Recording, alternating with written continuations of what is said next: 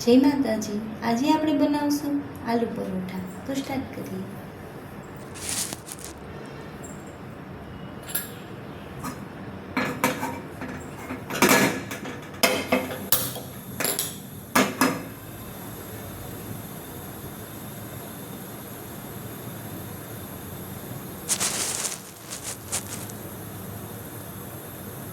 આપણે એમાં 1 ચમચી જેટલું તેલ નાખશું।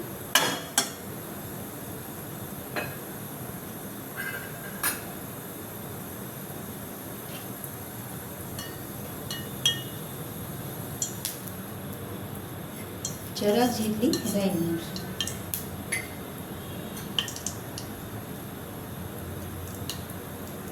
રાઈ પકડે એટલે થોડું જીરું, જરા હિંગ, પછી ઝીણું મરચું,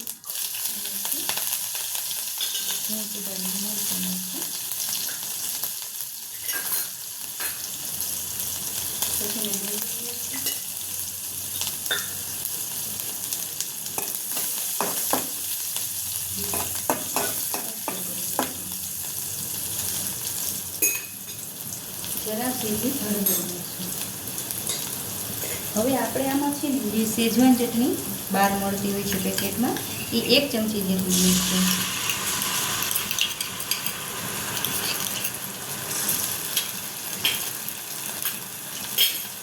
થોડું ધાણા જીરું અને જરા જેટલી મીઠું નાખશું।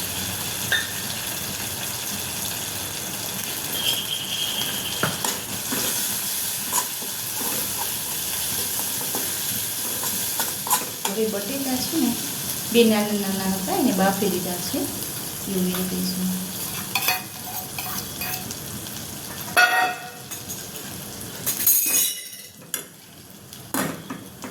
હલાવી લઈશું।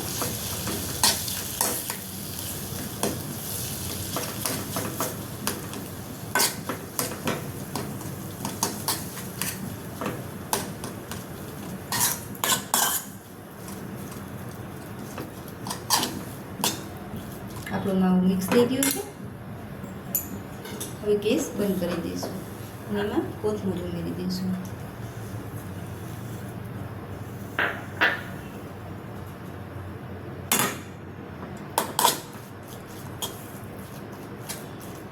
હવે જે આપણે બટેટાનું સ્ટફિંગ બનાવ્યું છે એને 5 મિનિટ માટે ઠરવા દઈશું। હવે જે આપણે બટેટાનો માવો બનાવ્યો હતો એ ઠરી ગયો છે, તો હવે આપણે આલુ પરોઠા બનાવવાનું કરશું। હવે આ મેં જે લોટ બાંધ્યો છે ઘઉંનો, એ જે આપણે રોટલીનો બાંધી છે એ રીતનો જ બાંધ્યો છે, પણ થોડોક રોટલીથી નરમ બાંધ્યો છે। તો આપણે આલુ પરોઠા બનાવીએ।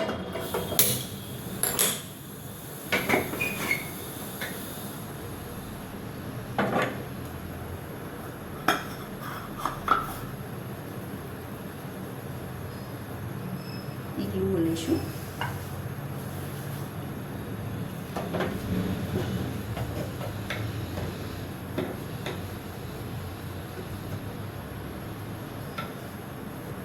બટેટાનો માવો લઈશું,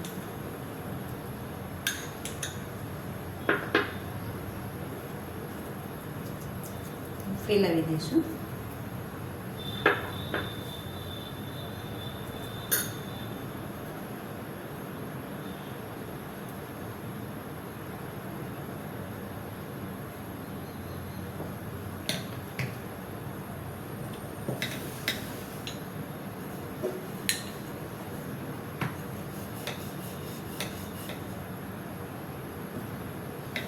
આપણે જે નોર્મલ પરોઠા કરતા હોઈએ છીએ એમનાથી થોડા જાડા રાખશું।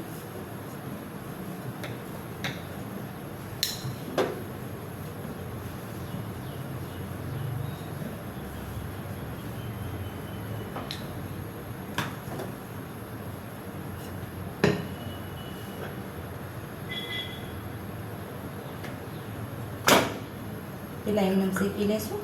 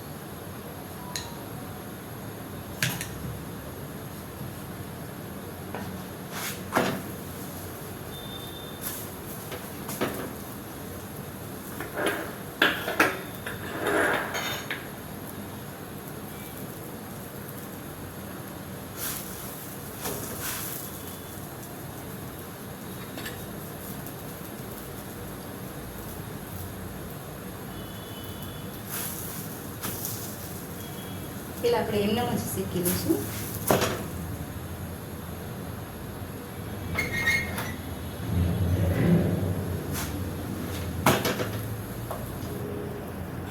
હવે જે બહાર બટર મળતું હોય છે આપણે એનો ઉપયોગ કર્યો છે.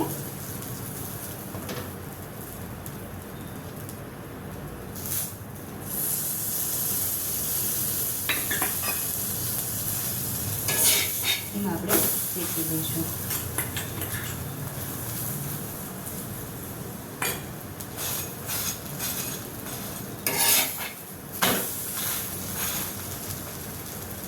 થોડું ક્રિસ્પી કરશું, જે બહારથી ક્રિસ્પી રહેશે અને અંદરથી ઓછું રહેશે.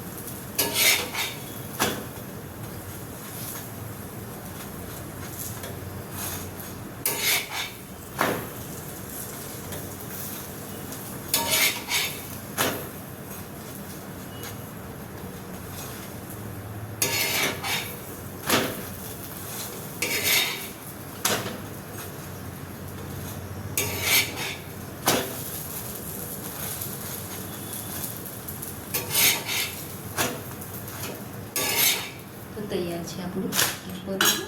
હજી આપણે કરી દઈશું.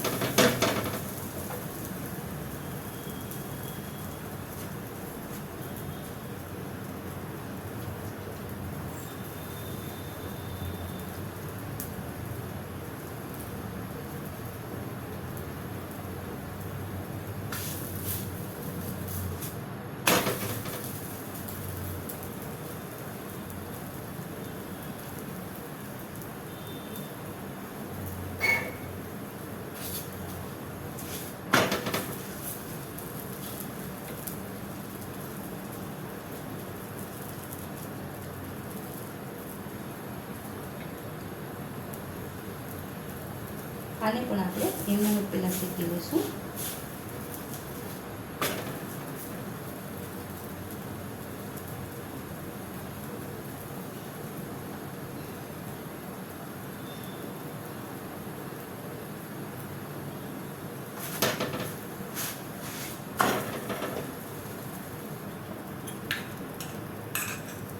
હવે આપણે બટરથી શેકી લઈશું.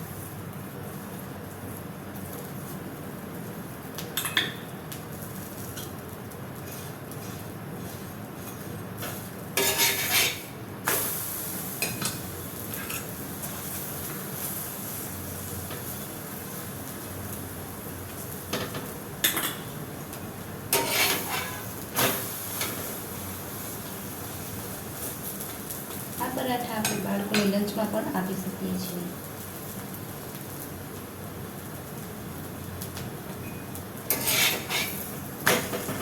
નોર્મલ આપણે આલુ પરોઠા બનાવતા જોઈએ છીએ, પણ જે આપણે શેજવાન ચટણી ઉમેરી છે એનાથી એનો ટેસ્ટ થોડોક સરસ આવશે અને બાળકોને કંઈક ચાઇનીઝ જેવું લાગશે, તો એ પણ હોશે હોશે ખાશે.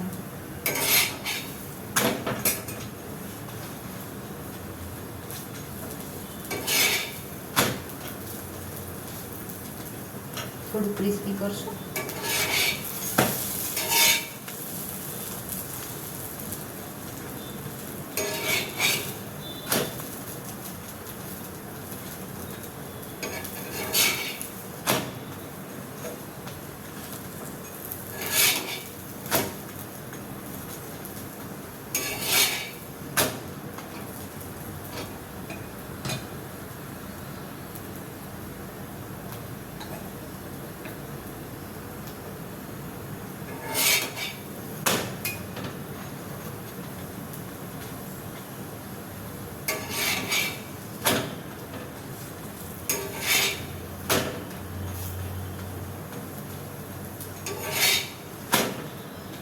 ગેસની ફ્લેમ ઓફ કરી દઈશું.